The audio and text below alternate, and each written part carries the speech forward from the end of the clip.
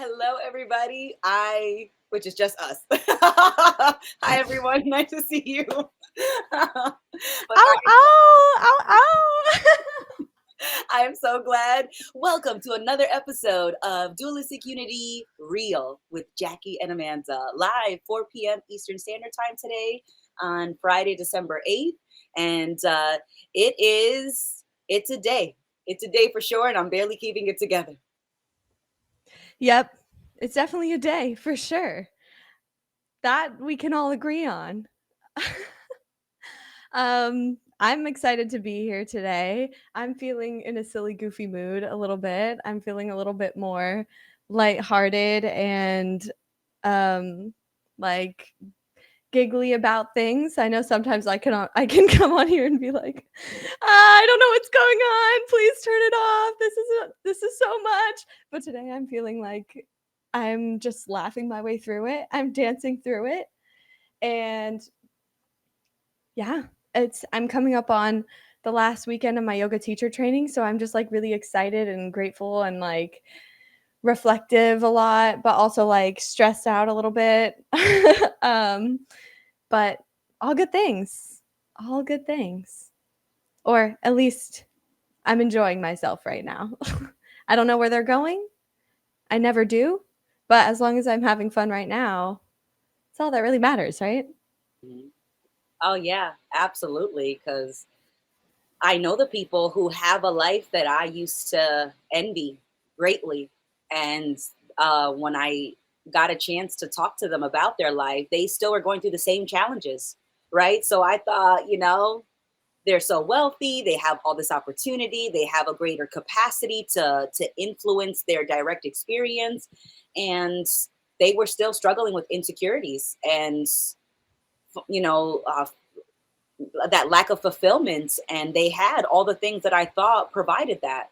And so it was like I was meeting successful people that were unfulfilled, and I always thought that success and fulfillment were the same thing. And it is not. It almost feels like the butt of a bad joke, but at least I'm laughing. At least we can be silly about it and just know that you can have a life that you may not always think is fantastic. You may not label it fantastic, but you can still have fun regardless of your opinion.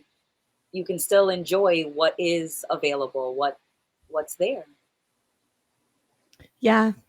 And I'm reminded of this constantly in my life when I'm looking forward to a situation in my life. Like I remember like 6 months ago, I was looking forward to like being done with yoga teacher training and like living on my own finally for the first time, like after moving out of my parents' house. And I just idealized this time of my life so much. And it is great.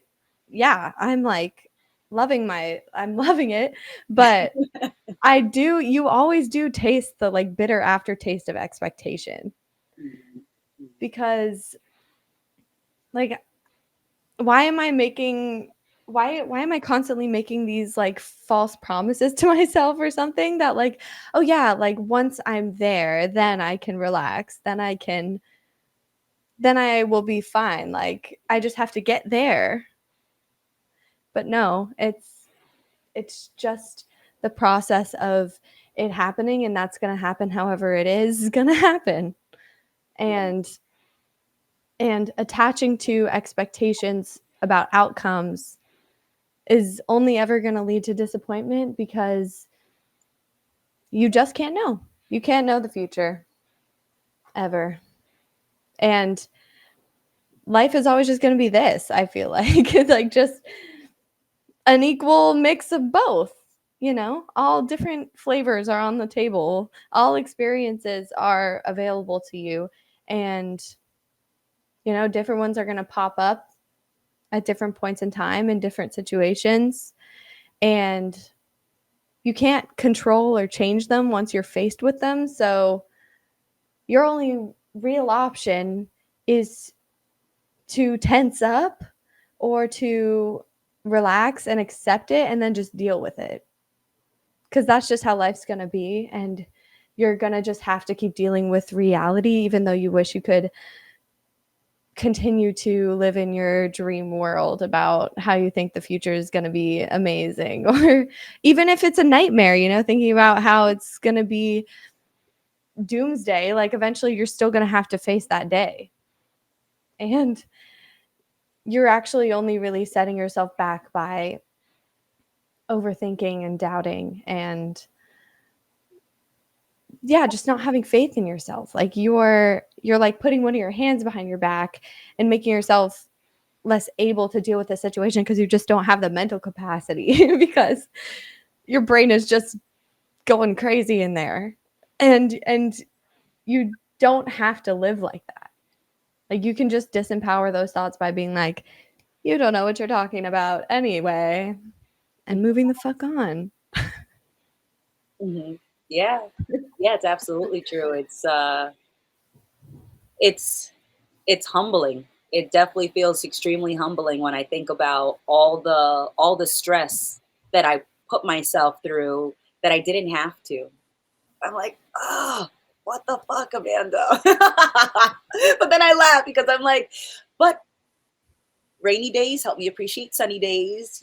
Falling flat on my face because I was running too fast um, helps me appreciate taking my time.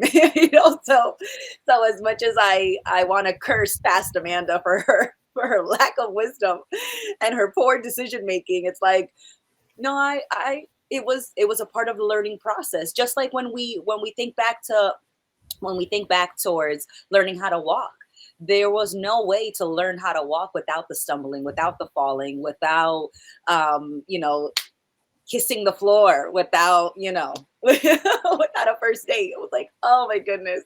But when we were learning how to walk, there wasn't a judgment for every stumble. There wasn't an opinion that was made for every misstep. It was just, I wanted to walk more than I cared about the stumble.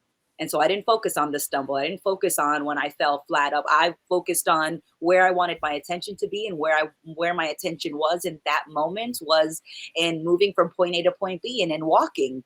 And then one day I was victorious and we made it to that bowl of Cheetos. And so that's what my mom tells me, that, we made our first steps towards a bowl of Cheetos. And I always joke with my family, I was like, it's so hard to find good help. I knew that then. I knew I had, if I want Cheetos, damn it, I need to get them myself. Then there's a picture of me like 10 months old, and I'm just like in a sea of Cheetos, like on the floor around me. And I'm just like so happy. And it was not a graceful Please find this image. Please find this image. I need to see this. Oh. It's gonna be my new wallpaper. Oh my god. Oh my god, but I just love that. Like, you didn't care about falling. You wanted to walk, and so you just focused on what you wanted to do, and then you did it. I'm seeing in our comments, we've got a few people, and so hi everybody, it's good to see you. Someone writes, if you're not living on the edge, you're taking up too much space. And I'm like, the edge of expectation, like the edge of just attention. Like, I'm just like, the edge of identity, right? And so my mind goes like, what edge are we talking about? And it's like, maybe it is the edge of identity, where it's not something that I can't ever make use of, but it's not the only thing that needs consideration. It's just another tool. My identity, my character is just another tool that I get to experience reality through. And then sometimes I can take off the costume and just exist without it. I'm just honestly trying to process what that question means. I'm like thinking, if you're not, wait, that's not a question. It's a No, statement. there If was just you're a not, comment. oh, if you're living on the edge, if you're not living on the edge, you're taking up too much space. I think you're thinking about it too much. um, Our listeners might be high, they might be that as well. yeah, there's a couple, there's a couple concepts going on here that I'm not following. There's another question though. Wait, real quick before I get to this question. You mentioned wait, Jay said in the comments, life is all about how we respond to getting some Cheetos. And that made me remember this story actually from when I was a kid. I was in elementary school. Um And my sister, I remember we were like sharing a big bag of hot Cheetos. And for some reason, she got mad at me. So she decided, okay, yeah, none of us are going to have the hot Cheetos. And she threw them out on the roof. And so I climbed out the window and like climbed up onto the roof and got the hot Cheetos. And I was sitting there on the roof eating them. And and my mom drove up and saw me up there on the roof, and then I got grounded for a month. So that For being a whole raccoon, like straight up, just like scavenging, and then getting the bag, and then just eating it on the roof. I love those moments, like, because I've been there, like maybe not on the roof, but definitely like 2 o'clock in the morning. I'm in the kitchen, not supposed to be in the kitchen. I'm eating something. My mom walks in, like, "What are you doing?" And I'm just like, Oh yeah, you can always catch me sneaking in a after midnight snack. "Oh my Um, god, or yes." just honestly, the things I do for hot chips specifically. One time I walked with my friend in high school, we walked like 30 minutes in the rain to the gas station to get a bag of Takis. I love Um, cookies. What am I like? that's how you know I grew up in Southern California. That's yeah. That was anywho, we can get back to the questions now. If I tense up, can I blame others? That's a good question because I understand where you're coming from. I used to really project my triggers onto everybody else and expect them to remember that I would be triggered about certain things and to not bringing them up, or when I was triggered about something and I got tense, I just at the end of the day would blame it on the other person. And you can blame them for it, but will it help your situation? No. The only thing that's going to help your your being triggered is you looking at that and realizing that I can't control anybody else. The only thing that I control is my experience, and if I'm feeling some type of way about that person living their life, doing whatever they're doing, you don't even know what their motivations are. I feel like 9 times out of 10 people aren't trying to hurt you, but or, trigger you, but people aren't constantly thinking about you the way you are. So, it's ultimately your responsibility at the end of the day to look at where those triggers are coming from. And that can be a really difficult thing to do and like to take responsibility for them. But what I found is that the more that I allow those feelings of being tense to just be and like allow them to exist without trying to resist, they kind of pass a little bit easier. And it's kind of paradoxical, I know, but the solution to tension isn't tensing up in response, because then that's just doubling the tension. When if you relax, eventually the tension will pass and you have a more capacity to handle that and handle those emotions without responding in a habitual way than you think. And I think we don't know how much we can hold. Like we don't know how much we can experience and still be okay. And so we think the solution is to blow up on somebody else, but really that's just reinforcing that behavior pattern of you of not taking responsibility for your own emotions. So, yeah, that's my thoughts about that. What do you think, Amanda?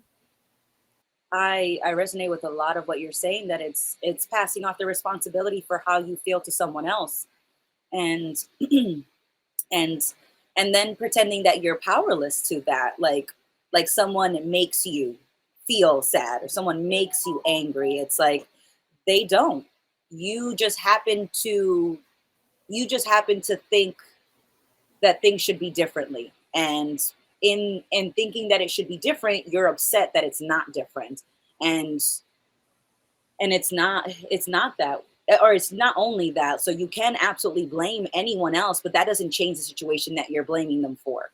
And that's definitely what kind of motivated me to stop blaming people for the way that I felt, and I redirected that attention towards, well, what could I actually do? As much as I could curse someone out, as much as I could blame someone else, I'm still pissed. I'm still in that situation that I cursed them and all their sons for, like, oh my goodness. It's just, once you're done with that part, it's like, okay, well, I'm still here and I don't want to be. Okay, well, then what can we actually do? And usually what we do has nothing to do, has everything to do with yourself. How are you spending your time? How are you responding? What expectations do you have of other people? Do you really think that everyone is supposed to be walking on eggshells so that they don't upset you? And even if they were, then you wouldn't have respect for them. You wouldn't even want to be around people because, there's not, the yes men of the world don't really get much respect. People that just say yes, that just comply, that just kiss ass, those people we tend to look down on that group. And so you don't want to be surrounded by yes men. And you don't need to be, because it's not a life or death situation. And the analogy or the little nickname that I like to give myself is like, are we having a Chicken Little moment? Is the sky falling right now because I didn't get my way? Oh, the agony, the despair. How will I go on? There's no hope. The light has been extinguished. Like, it's like, as much as I can feel super dramatic or super theatrical about something or not getting my way, ultimately we have to get over it, because I'd rather focus on trying to do something else with my time, do something else with my attention, than stay focused on a closed door. There are so many other open Mhm. doors I could walk through. Why am I crying about one locked door or one closed door? It's not opening. And no matter how much I sit in front of that door, it is not opening. So I can always move somewhere else. I don't have to sit in that agony that I put myself through. I'm just thinking how clear it is that it's impossible that not everybody can have their own way. Like, imagine like a world where you had your own way, right? Everything you wanted was just what was. You would be completely and utterly alone, and you're right, it would be boring as shit. But also, like, if all of us in the world could get everything that we wanted, which is what a lot of people want, is to get everything they want. They think they deserve to get everything they want. Not everybody can get exactly what they want, because there's so many conflicting perspectives about good and bad, right and wrong. Like, there's so many different opinions that they couldn't exist in one world together. And so it's almost beautiful that, like, we're all in this world where we very rarely get what we want, but just like that one song, we get what we need if we try sometimes. So um yeah, and I just think that's so clear when you just take 1 second to think about it. But we don't. Like, we just want to play the victim, and I do this. Not like I'm only talking about myself to myself right now. Like, I just will sometimes play the victim because woe is me. Oh, the sky is falling. I Tell didn't me get that job. No. Like, that cute guy didn't talk to me at the bar. Oh no. Oh no. He didn't right? know. He didn't know. Like, oh my That I was god. so fragile. He didn't know I was so fragile that not giving me what I wanted would destroy me. And it's like, when you put it in paper, It when you put wouldn't, it like but that, it just, nobody wants to be that way. Nobody wants to be that's crying at the party.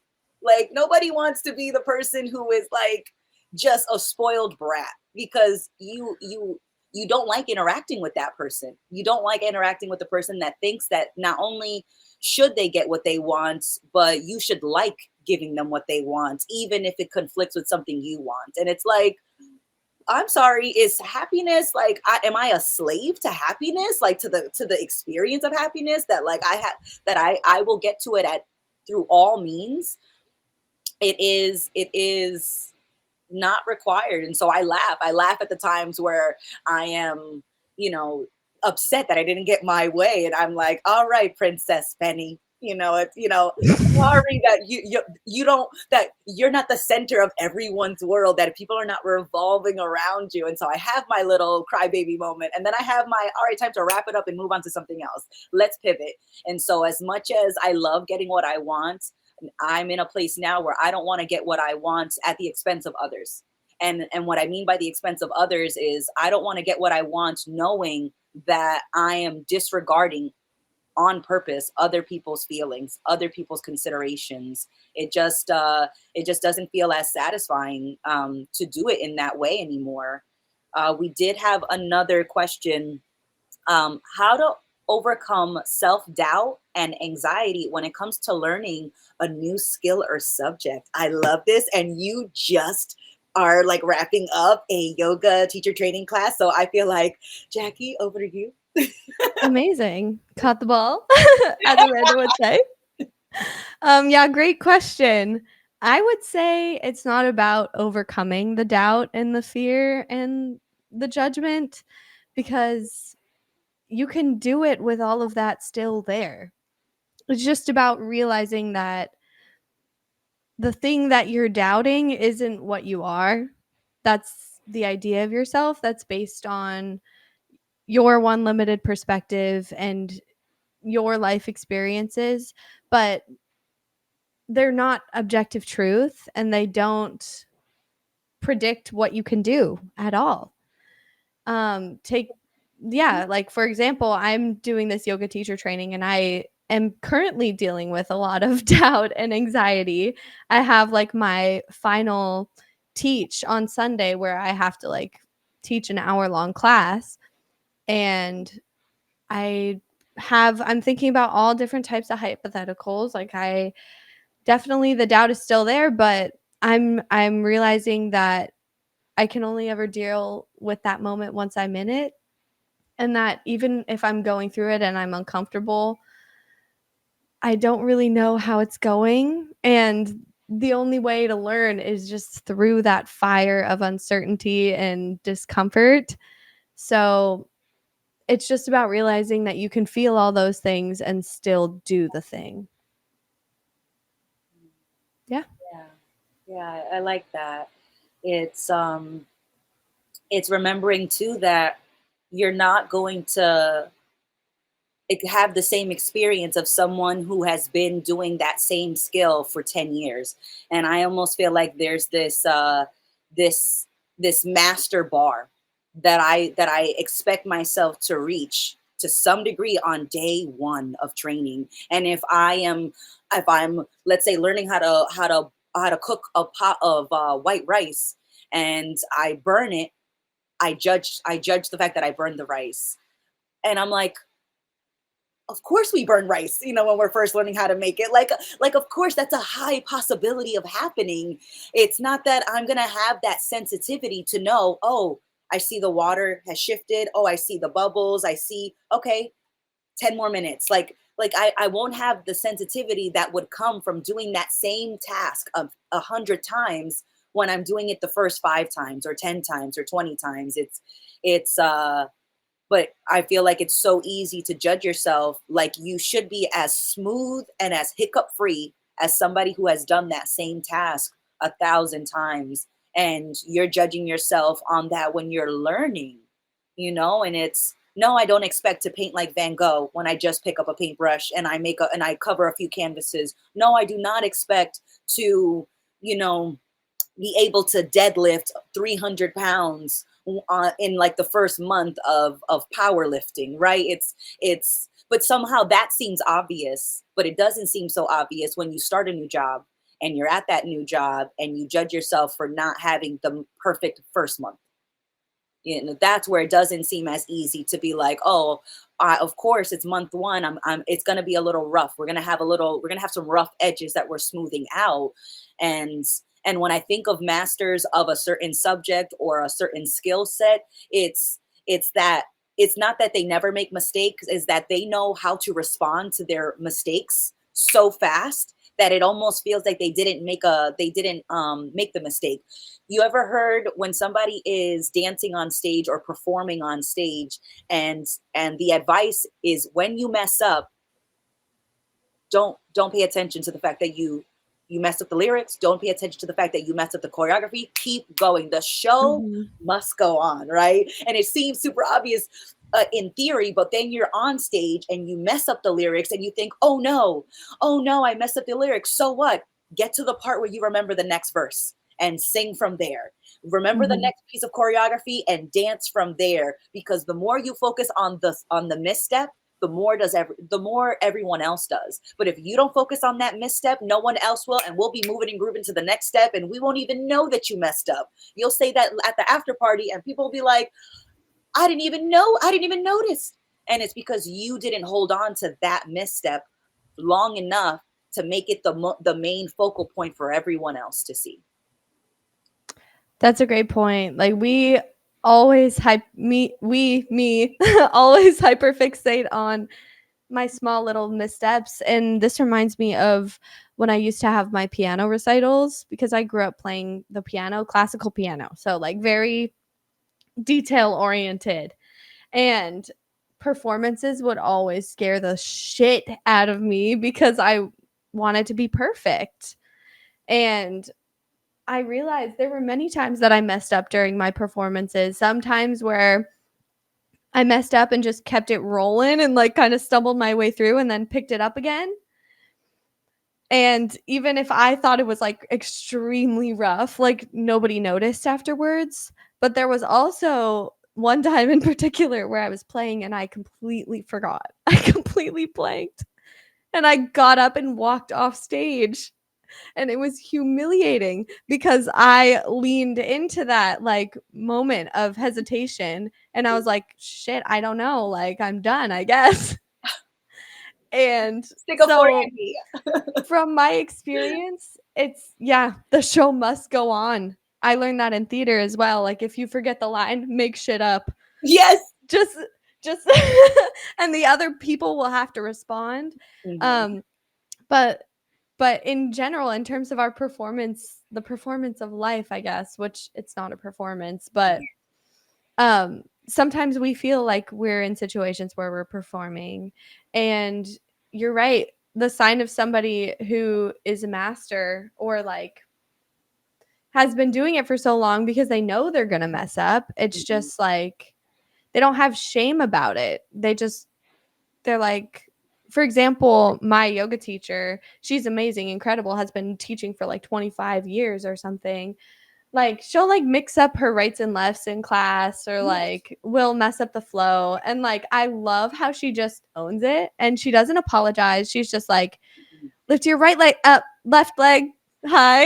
Like she'll just fix it and like kind of laugh it off. And I find that actually to be something that's really endearing.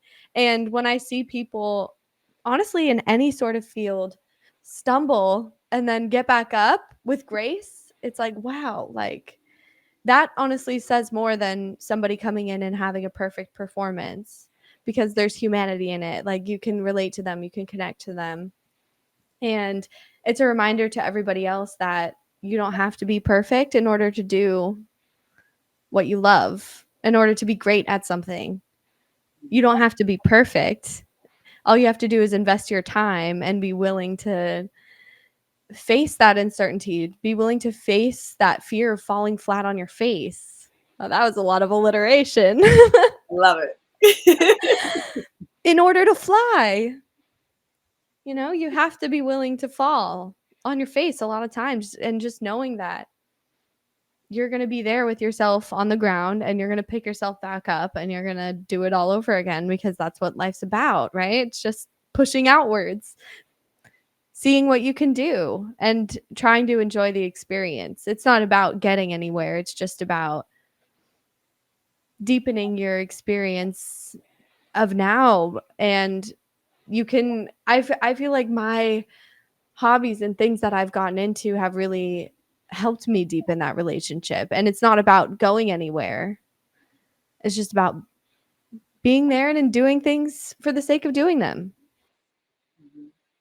Yeah, it really is. It's because you can always, or at least it seems to be very clear when someone is doing the hobby or the task as a means to an end, right? They only want to paint because they want to be, they want to be in museums because they think that'll prove that they're valuable, that there's something that is special about them. And I love the idea of special. And and I was recently watching a documentary about Mr. Rogers, and it's the name of the documentary is "Will You Be My Neighbor?" And I love that show. I got to watch the reruns as a kid, and he was always emphasizing that everyone is special. And then there was a little pushback for Mr. Rogers, and they were saying that he was making an entitled generation that thinks that they're special and they don't have to earn it. They don't have to build traits and skills to make them special. And I love that he addressed that in a graduation commencement ceremony speech. And what he said was, or I'm paraphrasing, he's like, what I meant when I said that everyone was special was that you don't have to do anything extravagant to be loved. You don't have to do anything to be worthy of love. You don't have to do anything to be enough. Just I like you exactly as you are. And I love that he put that in his shows, because it was like you don't feel that enough, or not enough. You don't feel that generally. And so often I feel like I have to jump through hoops and I have to prove that I'm worth sticking around for, that I'm worth loving, that I'm worth friendship, that I'm worth, hiring as an employee. It's like constantly proving that you're valuable. And it's like you could learn a million things and you'll still be worthy of love. You could learn one thing and still be. You could learn nothing, outside of like a specialized skill, and still like we exist here, and in this we can share that, and in sharing that there is love. And so Mhm. you don't have to jump through a million hoops to have meaningful connections. And so I love that he clarified what he meant by when he said that in his opinion, everyone is special. And I think, sometimes I the impression I get is that people don't want to say that everyone is special because, oh, then special means nothing. And it's like, no, it's not that everyone has to be inferior to you in order for you to be special.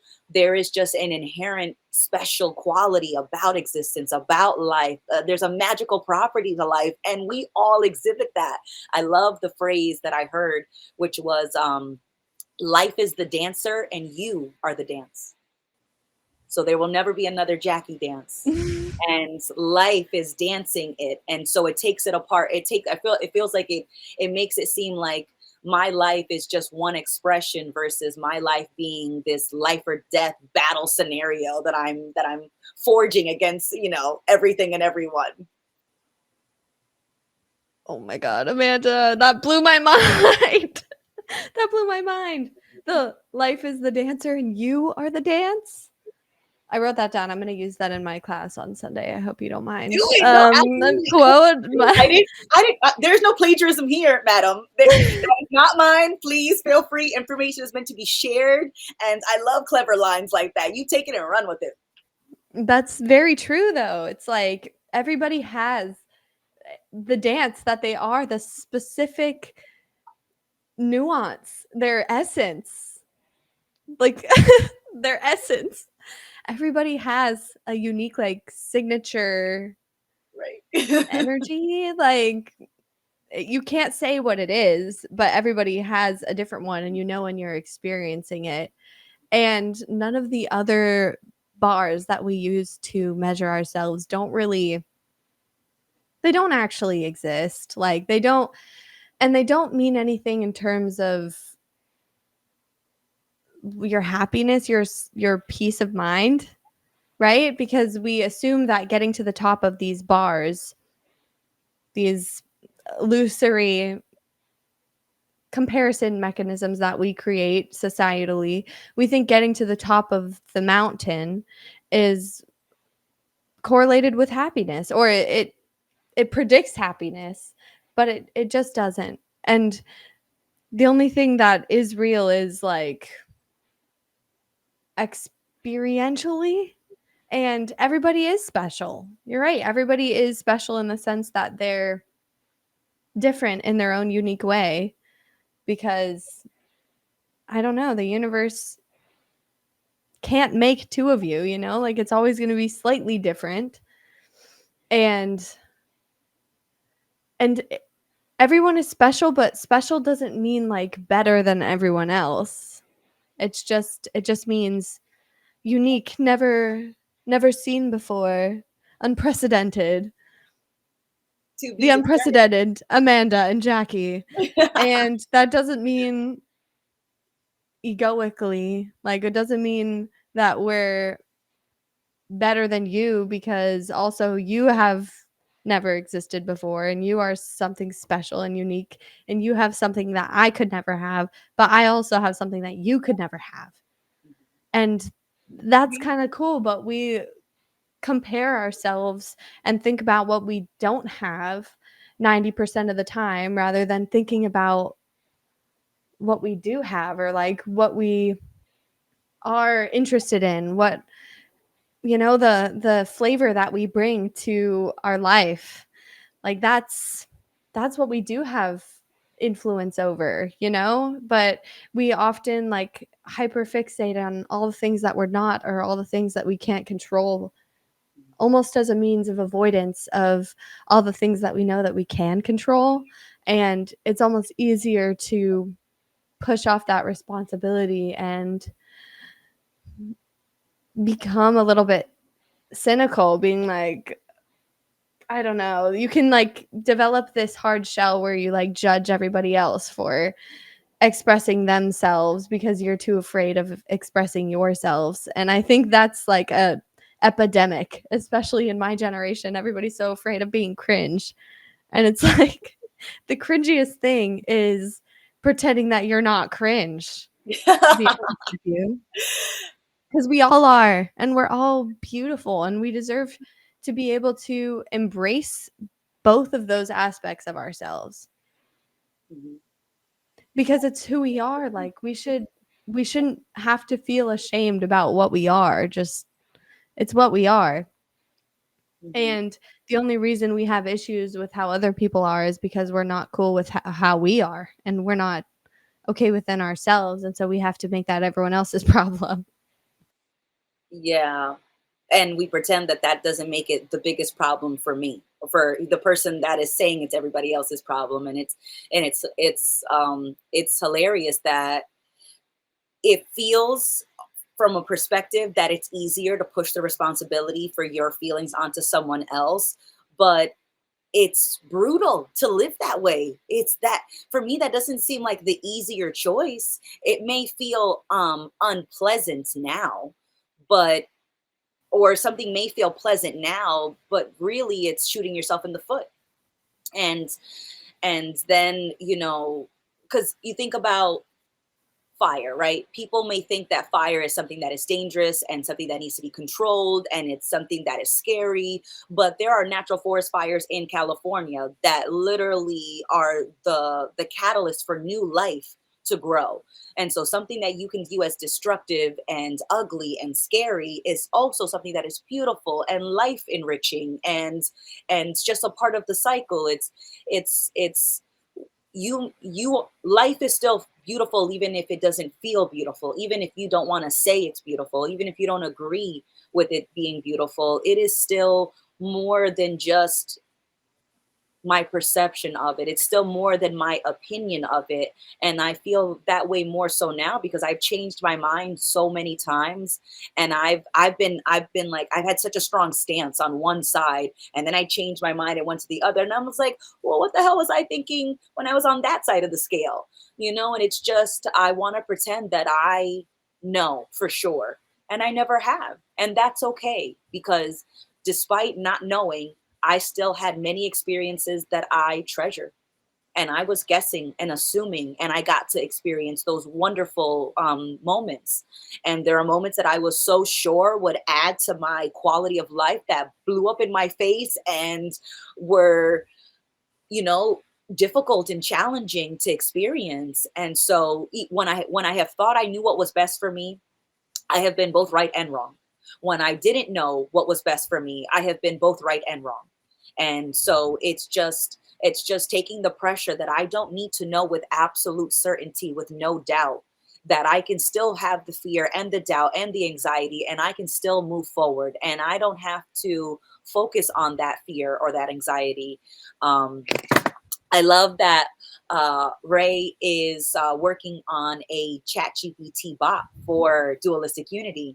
And he asked it a question about, like, what is, let me pull it up. Someone on Reddit asked, how to accept yourself as God, with the idea that we are all God, the universe experiencing itself. How do you truly accept that level of what that really means? Such a high place of power, honor, respect. I feel uncomfortable to think of that, as if I'm being arrogant to think I'm God. Maybe this is due to the type of religious household views I grew up with, which I'm still unlearning. I don't want to continue to disempower myself by not allowing myself to truly step into myself.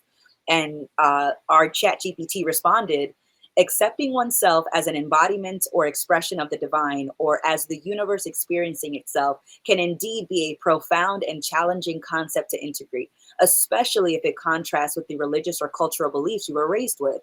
This idea of being part of a greater whole, or even embodying the concept of God, is not about arrogance, but rather about recognizing the interconnectedness and unity of all existence. Here are some insights and steps to help you navigate this process. Understanding the concept of non duality, about transcending the notion of separation between self and other, or the individual and the universe. It implies that at the deepest level, there is no distinction between you and the divine or the universe. The next suggestion was to shift your perspective from ego to universal awareness. Moving away from an egocentric view to a universal perspective involves seeing yourself as part of a much larger interconnected system. It's about understanding that the essence of who you are goes beyond your individual personality or identity. Number three, embrace humility in your understanding. I love that word, humility. Number four, reflect on the nature of true power and honor.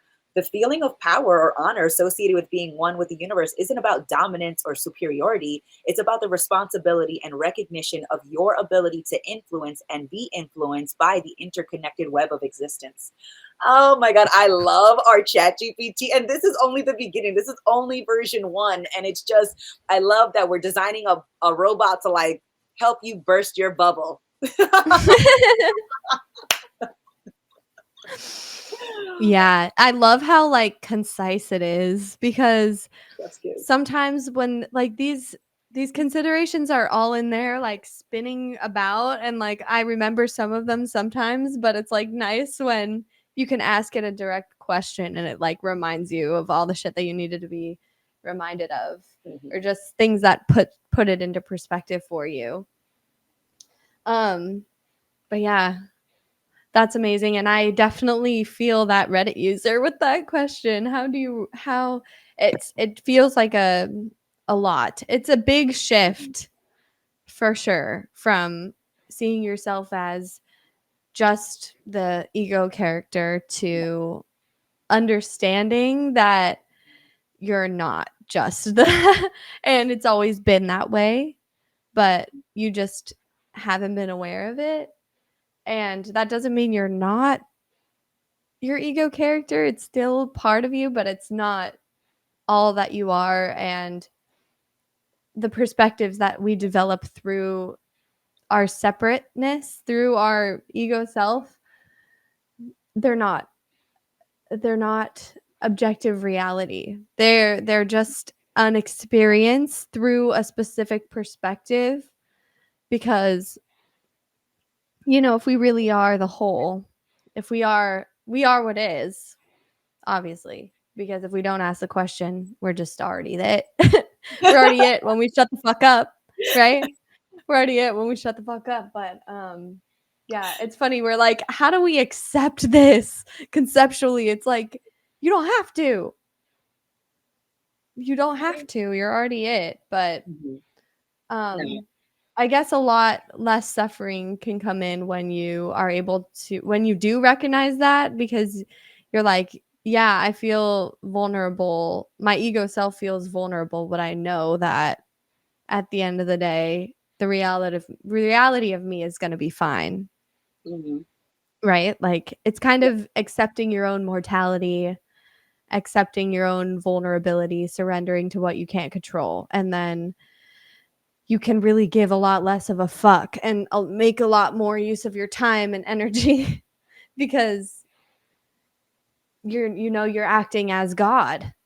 And so that can also be really empowering just to know, and that God isn't perfect. It is, but it's not what you would think of as perfect. Hmm. Like the Yeah. world is, like you mentioned earlier with the wildfires, like wildfires happen, tornadoes happen, like devastating earthquakes, Hmm. volcanic eruptions, all of that, tsunamis happen, all of that. Beautiful. And it's beautiful. You're right. It's like both of those forces of creation and destruction are perfectly balanced in this experience, and it's like beautiful to watch that unfold and to watch the cycles take place, and like continuing to see the evolution. And yeah, even being aware of our own mortality can be scary, but I think it's fucking gorgeous. Like I think it's Hmm. so beautiful because it's only one of one, like this experience, this moment, and I know it's going to end. So each moment is so precious. Yeah. Like as much as we all are eternal, like I'm glad that Jackie isn't eternal, right? Like I'm glad that like I'm going to have my time here in whatever this experience is, and then I'm going to keep on being everything else when I die. And that's okay. That's okay to know that I don't know how that's going to happen because I never have. And I've loved my life so far. Even all the shit that I in the moment was cursing cursing the universe for. I was like, yeah, why me? Why me? Even that stuff. I'm grateful for it. So, it's all just part of it. And there is an appreciation that can be had as once you are able to see past that fear a little bit. And that just comes with a little bit of questioning about who you think you are. Hmm. Yeah, definitely.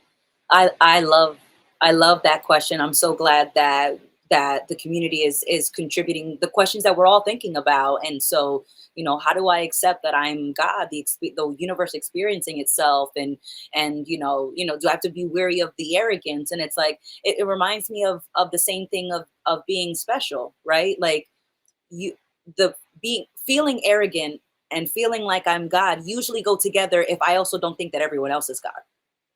Right? That's when I feel my most arrogant, when I feel invincible, but I feel like no one else is invincible.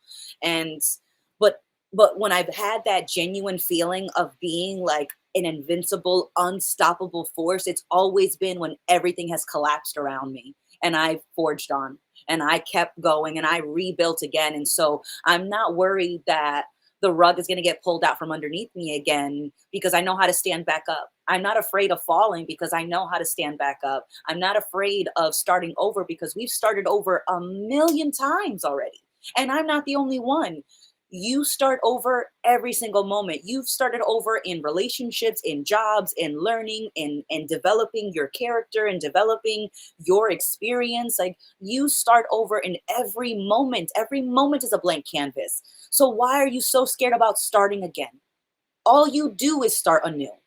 It's just that we start again and it looks similar to another experience and you think similar is identical. That is not the case.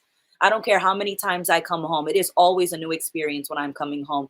The fact that I walk the same way, park in the same spot, really doesn't take away from the fact that that is a new moment. That is a new moment that I am parking in that spot at that moment, at that particular day, in whatever mindset I'm in, with whatever to do list I have on my brain. That is a new moment. Every moment that I wake up in my apartment, this is a new moment that we are in this apartment. And it the fact that it looks similar is where I have seen myself like, oh, if it's similar, it must be identical. It must be the same. It's not the same, because I could do something entirely different in this same space. So when I think about, accepting myself as God, is that God is not a person. God is not a separate entity or a separate concept in my mind to everything else. God is just another word for existence, and existence is just everything. Everything is included in existence.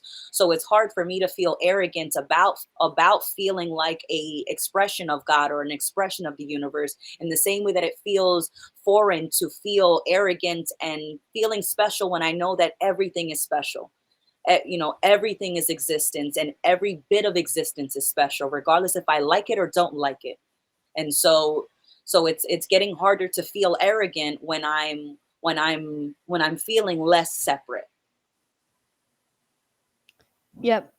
It's like I know that it can't mean anything about me, so I've kind of stopped building up the idea of the character. It's like I don't know. I even feel weird sometimes when people are like they give me a compliment or they're like, "Well said." I'm like, "Who are you talking about?"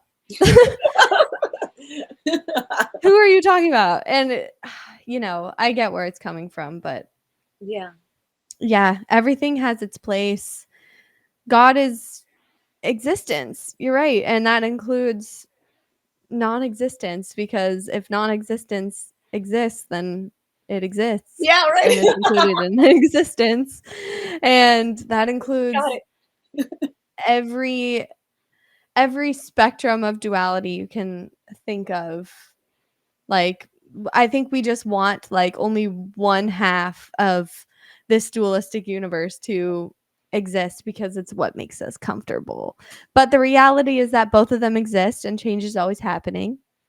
And so, like you said, we choose the same things over and over because it's comfortable, even if we don't necessarily like we there's consequences to that choice that we don't like, but sometimes we think we can avoid change by making the same choice.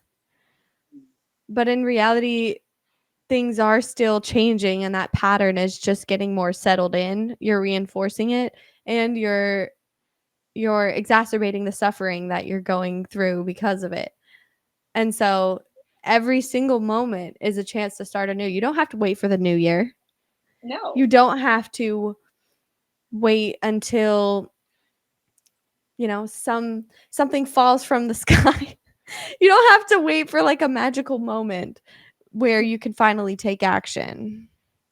Mhm. Because if you do that, it's never going to come because you're just avoiding taking that leap into uncertainty. But that uncertainty is still going to be there, and even if you keep making the same choice over and over again thinking you're safe, like that's eventually going to have a consequence. And there's and the universe will kind of like smack you back in the opposite direction, the universe being yourself or just balance in general. If you invest too much in one side, you're going to get smacked over to the other side. Rather than like accepting both sides at the same time, you can stay a little bit more in the middle rather than getting like smacked and cracked around because you're not paying attention.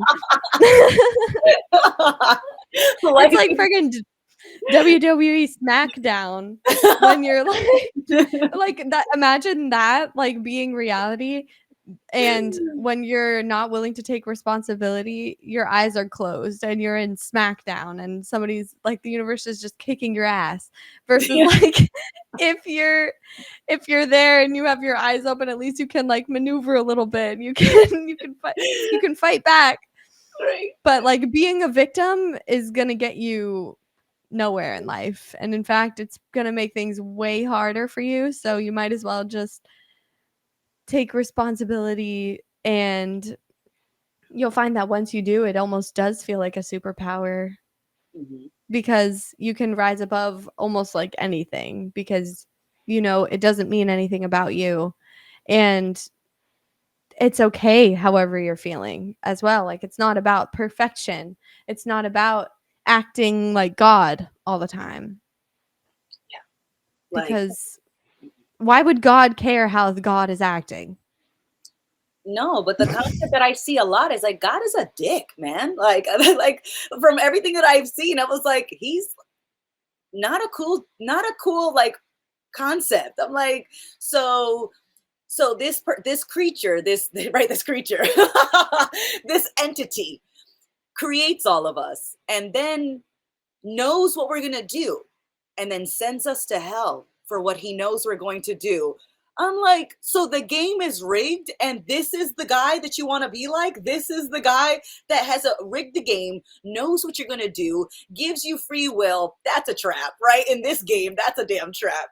And that's what I should aspire to be. So like what? Like on paper, it makes no sense. I'm like, this just and I need to give him money every Sunday, and I need to donate things, and I need to follow these rules, and I need to judge other people, and murder's bad except if I'm fighting a holy war. Then it's okay to slaughter someone else because they believe in some other god. And I'm like, this sounds insane. It sounds absolutely insane. So the concept of God that I'm so familiar with, it always just felt like something was off. I remember spending like the entire time my mother would take me to like Jehovah Witnesses days, and I would spend like the whole time in the bathroom, in the girls' bathroom, with like a little lunchbox with like 3 sandwiches in there to like last me the 4 hours that they're worshiping in the other room. And I'm just in there with like a Nancy Drew book and my sandwich. Like, I don't know what's going on out there, but I don't want any part of it. And that's how I felt. That's how I felt at like 7 and 8. I'm like, I don't know. I don't know how you guys are buying what they're selling, but you need to return that. I hope you kept your receipt.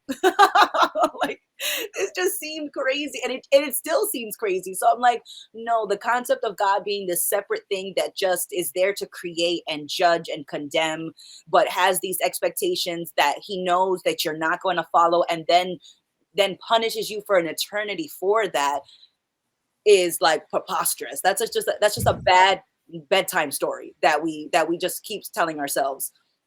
The concept of God that I think of now is just God is just another word for existence. And existence is not lording over other pieces of existence. It's that existence exists. And I Mhm. will both experience enjoying that and not enjoying that. It will feel pleasant and unpleasant because it's all on the table. And so it just feels like a lot of pressure has been taken off of my shoulders. And then realizing that it was really me that brought the weight. It was really me that carried the weight, and that's okay.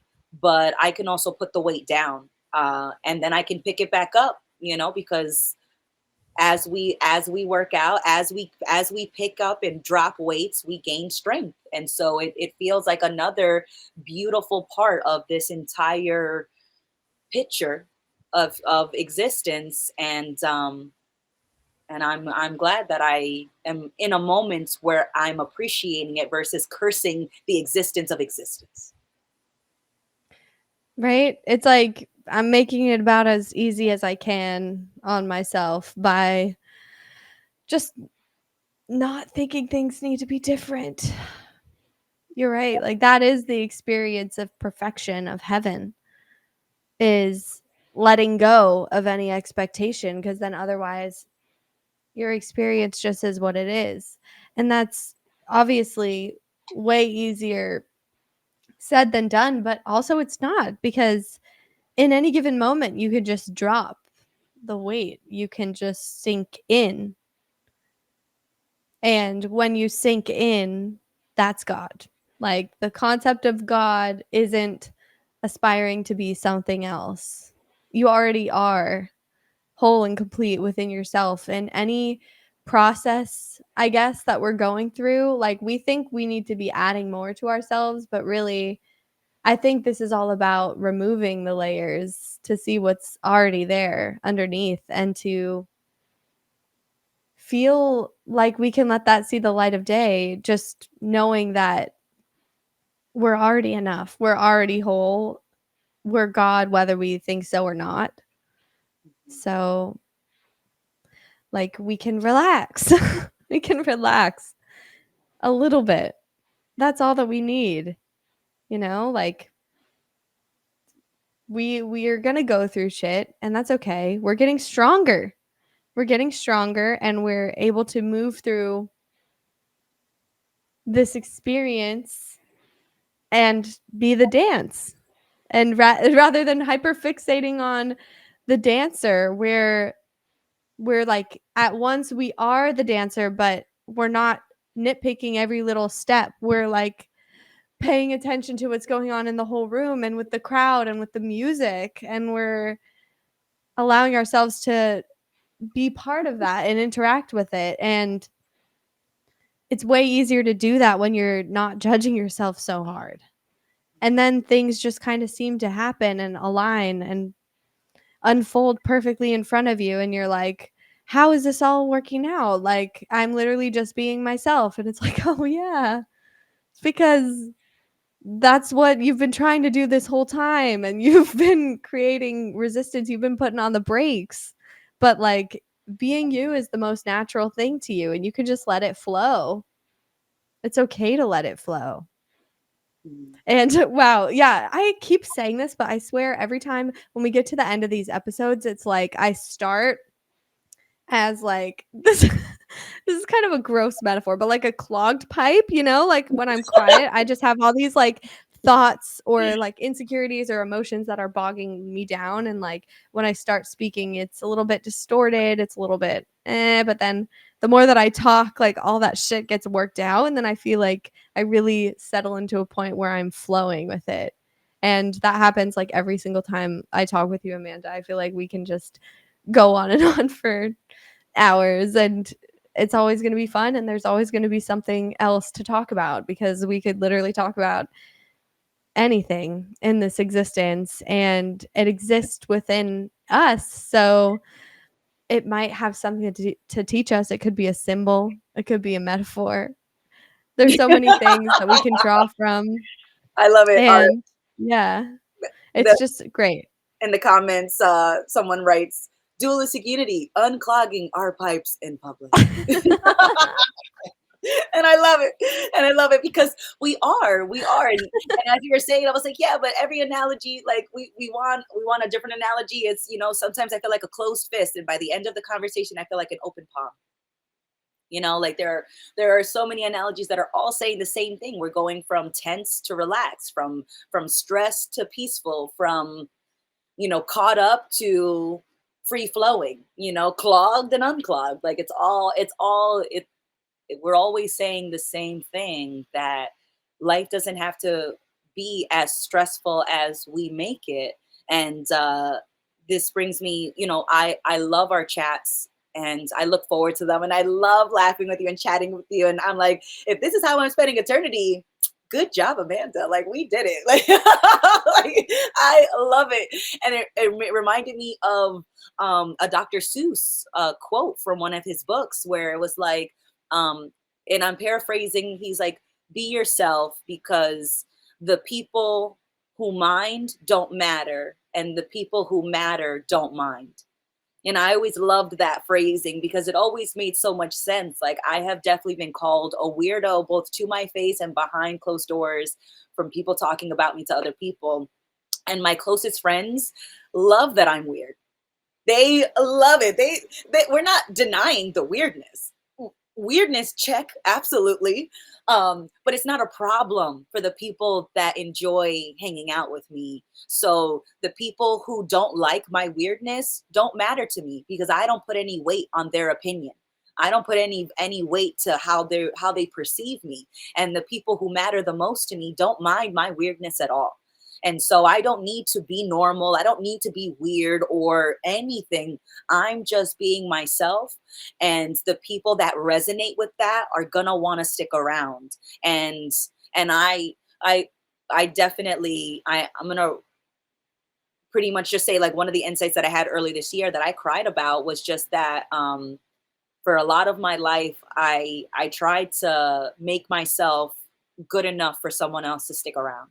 Whether that meant I proved that I was good enough for you to be my friend, that I was good enough for you to make me for me to be your girlfriend or your coworker or your family member or whatever it was. I was always trying to prove that I was good enough. And I cried when I realized that, like, the people that genuinely enjoy my company, I never had to convince them to stay.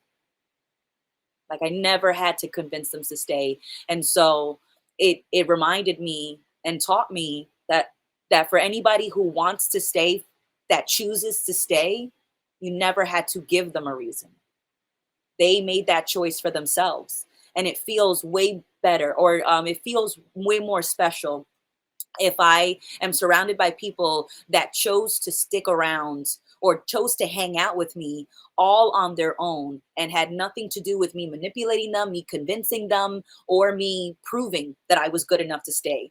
That felt way better. And so I'm not going to be everyone's flavor. I'm not going to be everyone's cup of tea. Everyone's not going to resonate with me, but they don't have to. And but I do appreciate the people that there is a genuine mutual resonating experience. That feels a lot better, and it feels way more meaningful that you're here, and I never had to convince you to be here, in the same way that you never have to convince me to be here to spend time with you. And that feels way better than even when you do have someone that meets your standards and stays, or you meet their standards and they stay. Like, that felt hollow. This feels so incredibly full, in a way that I can't even express how special this feels. I completely agree. It does feel like it's almost what family should be, like, or like what I always wanted family to feel like, just genuinely loving and appreciating somebody for who they are, and love in the sense of just unconditional acceptance. And like, I see God in Amanda, and that doesn't mean I'm attached to her in any way. That doesn't mean I'm idolizing her in any way. It's just like, I appreciate you, and I appreciate our chats, and I feel like you have so much wisdom, and you're just willing to talk about shit. You're just willing to share and be open and be yourself. And I just appreciate so much when I can tell that people are kind of wearing it on their sleeve. Like, they're not trying to impress me. And I nowadays I can really tell when people are trying to like Yeah, impress me, and it's like, oh, okay. It's like I immediately feel like weirded out by that. right. Um, but yeah, it's like once you allow yourself to be fully who you are, and that's not, it doesn't look any certain way. It's just a feeling of relaxation within yourself, where you don't hesitate. Like when you just allow yourself to show up how you're feeling, say whatever's on your mind without trying to act in a certain way to make the other person like you. Like, Mhm, that's so exhausting. mhm, And I don't know about you, but like, mhm. I don't want to waste all that energy. I know you agree with me, but like, I'm saying, like, in general for the audience, And like, it's do bittersweet. you Like, want to, yeah, like, do you want to waste that energy and like have it come back to bite you in the ass later? mhm. Oh Of yeah. like investing in expectation, investing in judgment, like that's not really making you safer.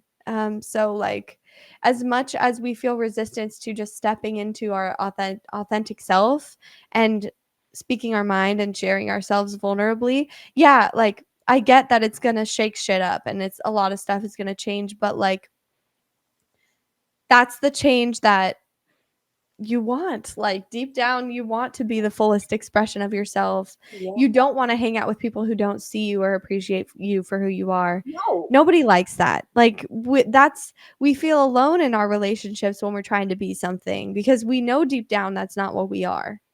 And Yeah. we just wanna be seen and accepted just as we are, and that's what everybody wants. And so, yeah, like, I'm glad I have this community, this place to just come and be and practice that in a place where I know, like,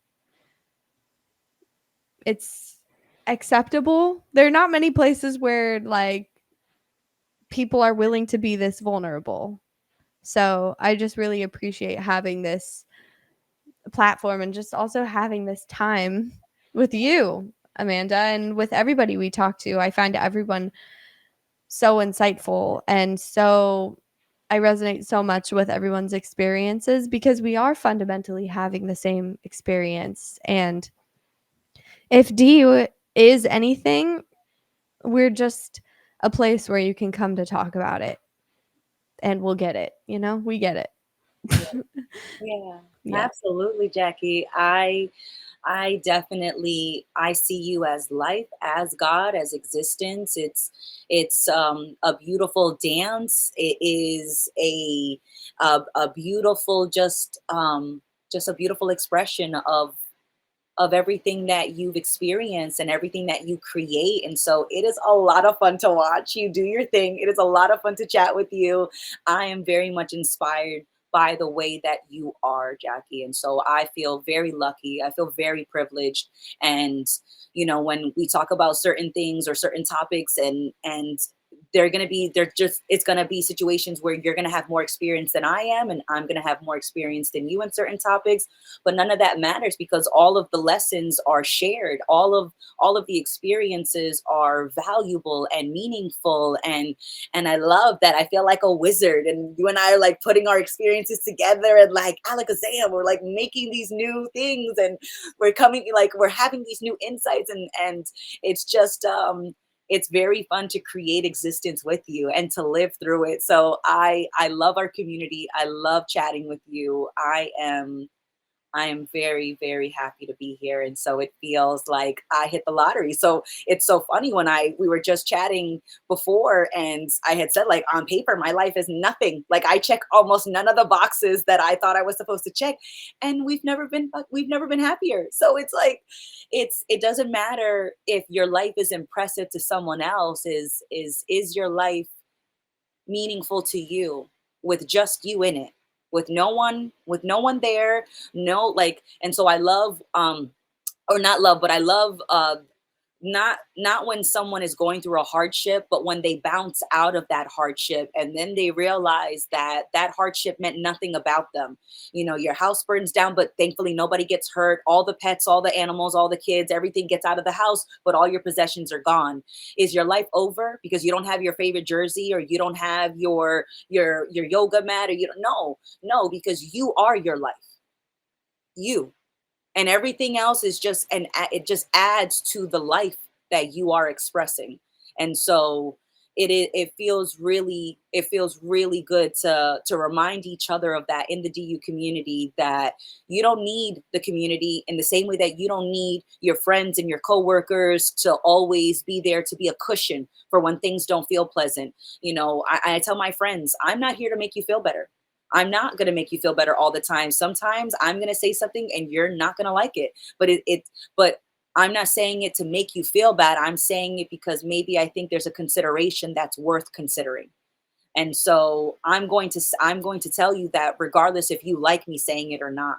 And that's what I like about our the DU community, is that it's not a cushion for what doesn't feel right in the world. It's a shared space where we realize how strong we really are and how we were never as helpless as we thought we were. And so I really appreciate when we are vulnerable, that it doesn't feel like a moment of weakness, even if it feels like I'm having a moment of weakness. That's not it. It's just I'm letting go of something I was holding on to, some perception, some expectation that I didn't meet, that only I created to not meet. And so it feels very counterintuitive, but I'm really glad that we unclog our pipes both in private and in public.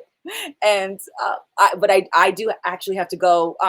But I just wanted to just thank you, Jackie, for thank you for being here with me and for doing it for you, not for me. I love that. Be selfish. Be selfishly selfless. Hell yeah. Hell fucking yeah, Amanda. Yeah. Closing thought. You're right. You don't have to live up to those, you don't have to check those boxes you created for yourself. You don't have to try and fit yourself into some box to be worthy. None of that. Fuck those boxes. Throw them out. All the homies hate all my homies hate boxes.